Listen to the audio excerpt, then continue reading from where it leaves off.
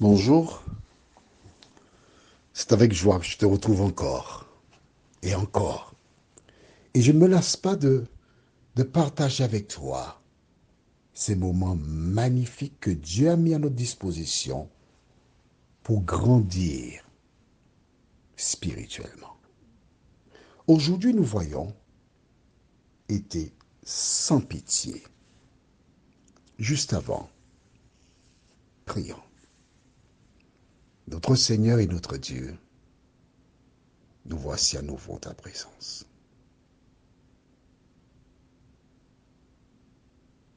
Nous sommes en train de nous découvrir à travers ce récit de la Bible.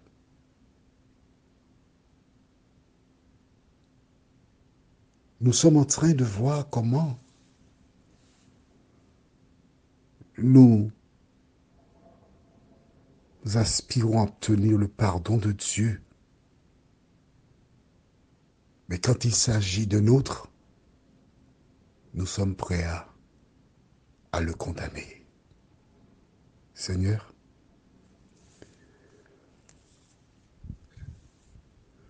nous sommes vraiment, mais vraiment, Seigneur, à ton écoute.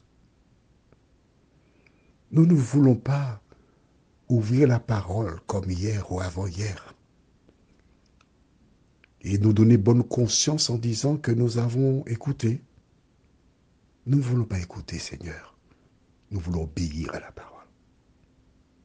Que le Saint-Esprit continue son œuvre et que nous puissions, ô Dieu, vivre en toi et pour toi. Merci de nous diriger au nom de Jésus pour ta gloire éternelle. Amen. Tu te rappelles? Ce récit, nous l'avons débuté et avant de lire le verset qui nous concerne aujourd'hui, nous allons lire à partir du verset premier pour bien reprendre le contexte. Alors je t'invite aussi à faire un exercice intéressant. En lieu et place de David, tu mets ton nom. On imagine que c'est toi qui es le roi à qui Nathan vient exposer la situation. Fais cet exercice et tu verras comment c'est bon, c'est agréable, c'est riche. Alors je lis à partir du verset premier. Je dis bien exceptionnellement, je mettrai mon prénom. Mais toi, tu mets le tien. D'accord?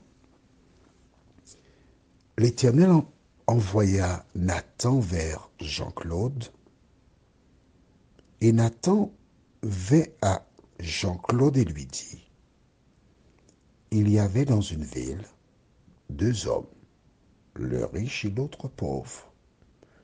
Le riche avait des brebis et des bœufs en très grand nombre. Le pauvre n'avait rien du tout, qu'une petite brebis qu'il avait achetée. Il la nourrissait et elle grandissait chez lui avec ses enfants. Elle mangeait de son pain, buvait dans sa coupe, dormait sur son sein. Et il la regardait comme sa fille.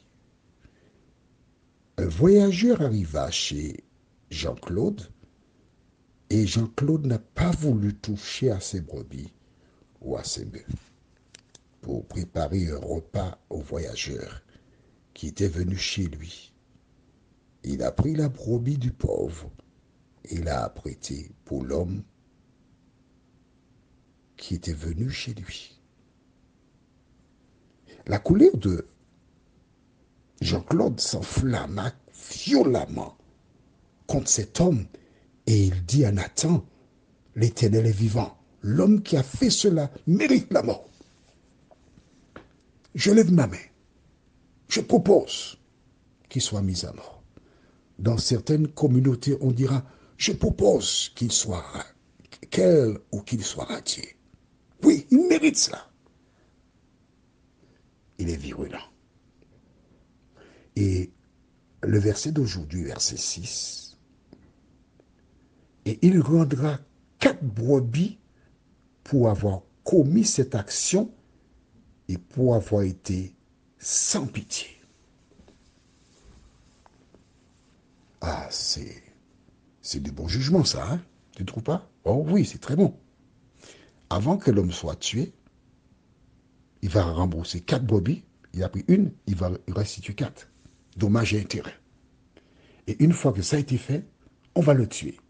Et l'affaire est réglée.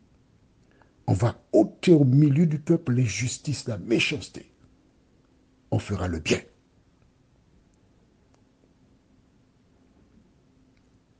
Tu es d'accord?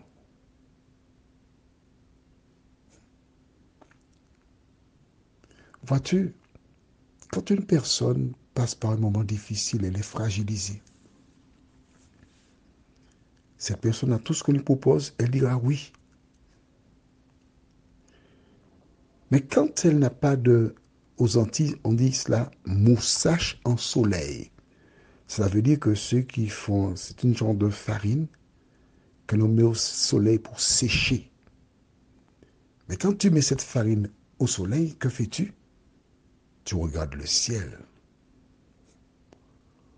Et si d'aventure tu vois qu'il devient gris, il va pleuvoir, que fais-tu? Eh bien tout simplement, tu rentres la farine pour la protéger. Quand certaines personnes ont le sentiment d'être propres, clean, sans problème, elles sont virulentes.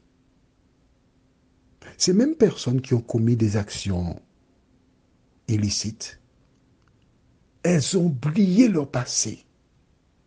Elles sont les premières à jeter la pierre, à condamner.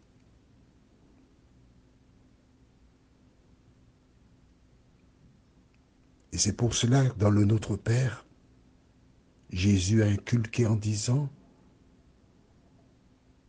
pardonne-nous nos offenses, comme nous pardonnons à ceux qui nous ont offensés. À aucun moment, quand tu dis le Notre Père,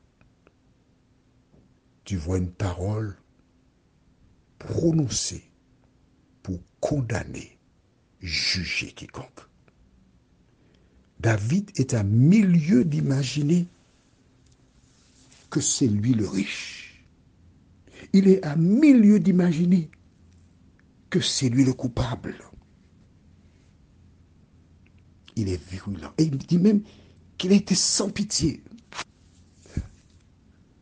Il trouve les paroles appropriées. Mais nous verrons cela demain, si Dieu nous prête vie. Prions. Notre Seigneur et notre Dieu, merci pour la parole. Merci pour ta présence. Merci pour la grâce, pour le salut, pour la paix. Merci de nous aider à nous regarder dans ce miroir. Merci de nous aider à ne pas être aussi inflexibles parce que nous bronchons tous de différentes manières. Mais aide-nous, Dieu, à vivre pour toi, nous t'en prions. Au nom de Jésus, pour ta gloire éternelle. Amen. Je te souhaite une bonne journée et nous nous retrouvons demain matin, si Dieu nous prête vie.